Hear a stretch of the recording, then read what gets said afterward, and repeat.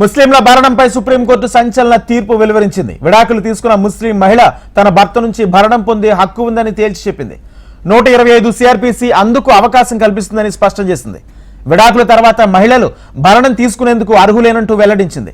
Justice BV Nagaratna, justice అగస్టిన్తో కూడిన ధర్మాసనం ఈ తీర్పు ఇచ్చింది. భార్యతో విడాకులు తీసుకున్న తర్వాత భరణం ఇవ్వాలని ఆదేశాలు ఇవ్వడానికి సవాల్ చేస్తూ ఓ వ్యక్తి పిటిషన్ వేశాడు. ఈ పిటిషన్ విచారించిన కోర్టు ఈ తీర్పు వెల్లడించింది. ఆ పిటిషన్ ని కొట్టివేసింది. మతాలతో సంబంధం లేకుండా భరణం పొందే హక్కు ప్రతి మహిళకు ఉంటుందని స్పష్టం చేసింది. భరణం అనేది ఏమీ విరాళం కాదని మండిపడింది. అది పెళ్లైన ప్రతి మహిళ హక్కు అంటూ స్పష్టం చేసింది.